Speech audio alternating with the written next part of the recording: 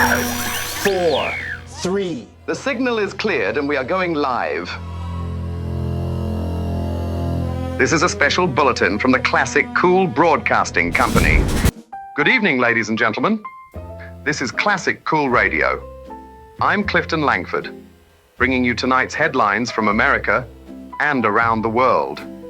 Late 1943. The war has entered a decisive new chapter. Only months after the Allied landings in Sicily, Italy has surrendered.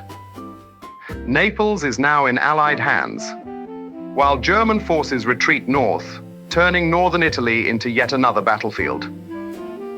On the Eastern Front, the Red Army continues its advance after the victory at Stalingrad. For the first time since the war began, military observers openly believe that Germany can be defeated. Across the Pacific, American forces continue advancing from island to island, steadily moving closer to Japan. From Europe to the Pacific, the conflict now stretches across nearly every corner of the globe. Here at home, American factories continue producing aircraft, tanks, ships, and the supplies that keep Allied armies moving forward. Many of Hollywood's own actors, directors, and technicians remain in uniform, serving alongside millions of Americans around the world. Yet, Hollywood never sleeps. The studios continue producing films that entertain, inspire, and strengthen wartime morale. Among this season's most talked about releases are Mission to Moscow from Warner Brothers and The North Star, produced by RKO Pictures, reflecting America's wartime alliance with the Soviet Union.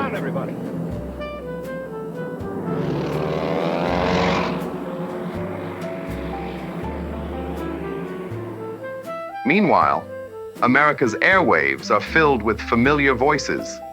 Bing Crosby, Frank Sinatra, and the Mills Brothers, whose Paper Doll has become one of the year's biggest hits, while the orchestras of Glenn Miller, Harry James, Tommy Dorsey, Benny Goodman, and Duke Ellington continue providing the soundtrack of wartime America. As 1943 draws toward its close, hope is beginning to replace uncertainty.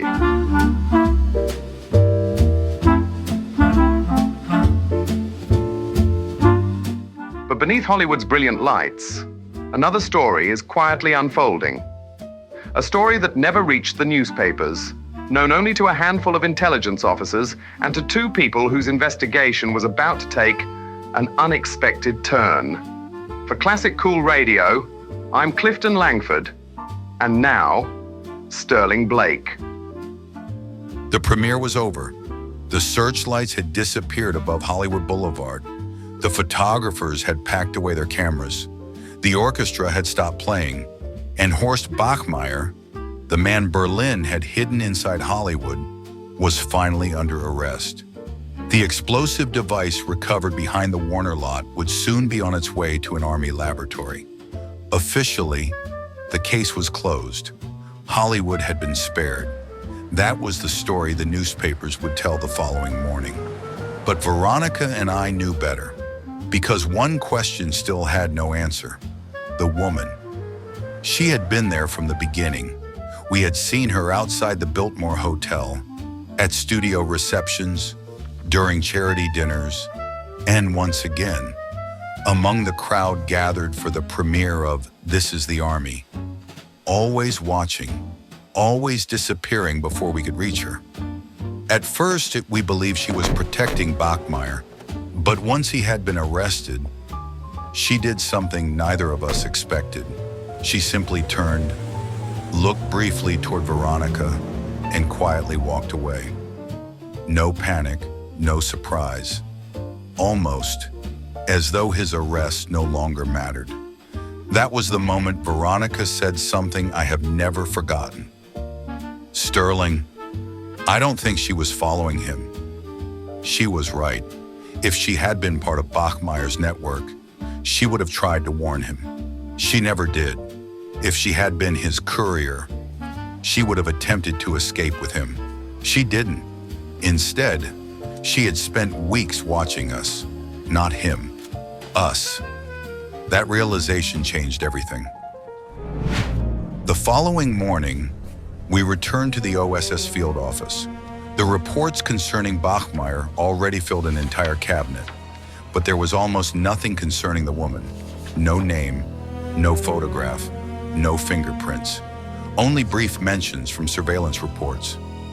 Unknown female, observed nearby. Identity not established. One report immediately caught Veronica's attention. 3 weeks earlier, the same woman had attended a private screening in Beverly Hills. Not a movie premiere, not a studio reception, a private gathering. The film being shown was Mission to Moscow. A few days later, she appeared again, this time during another invitation-only screening, the North Star. Different studio, different guests in the same woman. The pattern was becoming impossible to ignore. As we continued searching, more invitations appeared. Song of Russia, private receptions, studio dinners, fundraising events, the same names, appearing again and again. Screenwriters, producers, European refugees, journalists, professors, government officials. Most were simply supporting America's wartime alliance. Many genuinely admired the sacrifices the Soviet people had made after Stalingrad. Washington encouraged those productions. Hollywood answered. The message was simple. The Soviet Union was America's ally, and victory depended upon unity. There was nothing suspicious about that, at least, not officially. Veronica quietly laid several invitations across the desk. Then she looked at me. What if someone isn't attending these gatherings to watch the films? What if they're watching the audience? The room became completely silent. Even the OSS officer hesitated because suddenly the question sounded entirely reasonable. Governments build alliances. Intelligence services build files. The officer finally broke the silence. The Soviets are fighting the Germans. They're our allies. Veronica nodded, then calmly replied, yes, today. No one answered, because no one needed to. The room suddenly felt much colder. For the first time, the possibility entered everyone's mind. What if this friendship was only temporary? What if, while soldiers fought together on distant battlefields, other people, working quietly behind embassy doors, inside consulates, and even beneath Hollywood's bright lights, were already preparing for whatever came next? The lights are wonderful tonight. By the end of that meeting, our mission had quietly changed. We were no longer searching for a Nazi agent. We were searching for a woman who officially did not exist. A woman who seemed to know exactly who Veronica and I were. We still didn't know her name. We didn't know where she lived or who she reported to. But one thing had become perfectly clear. She had never been following Bachmeier. She had been following us. At the time, none of us imagined how profoundly the world would change after the war. The shipment arrives at midnight. To most Americans, the alliance between Washington and Moscow appeared stronger than ever. But intelligence officers sometimes notice history changing, long before politicians do. Standing beneath Hollywood's brilliant lights, Veronica and I couldn't explain the feeling, yet we both sensed it. The investigation was no longer about Germany. It was becoming something entirely different.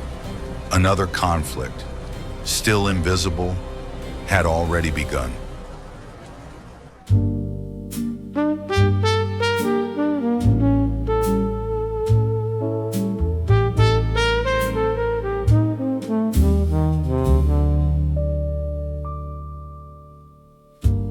Hollywood was dressed in light.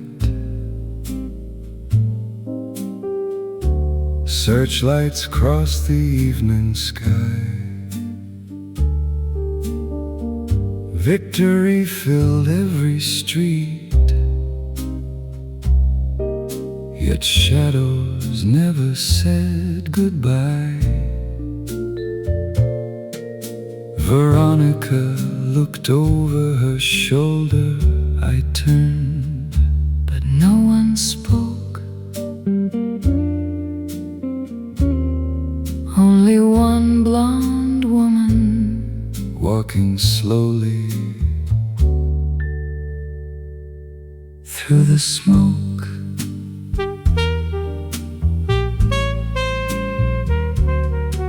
She never asked, she never smiled, never left a single trace. Every room, every premiere, always just another face. Washington called them allies, History called them friends, but every smile can hide a question no one answers until it ends. Who was the woman watching us? who knew our names before we knew hers? Every street, Every doorway, every whispered conversation, she was there, like yesterday's future, waiting in the rain.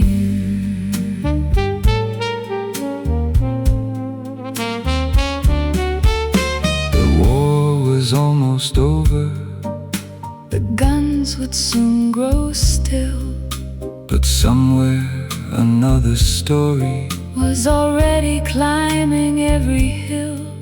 No armies, no marching columns, No victory parade in sight, only quiet footsteps moving softly through the Hollywood night. Maybe tomorrow we would laugh together. Maybe tomorrow Peace would finally stay. maybe tomorrow friends would still be friends. When all the soldiers went away.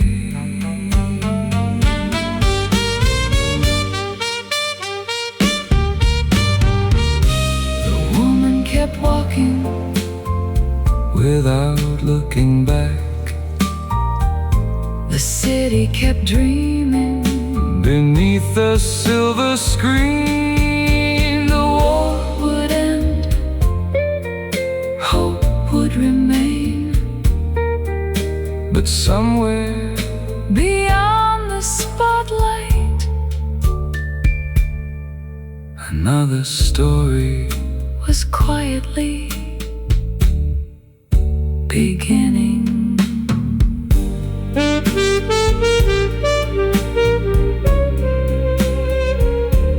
Hollywood slept, Beneath the stars, the music slowly faded away.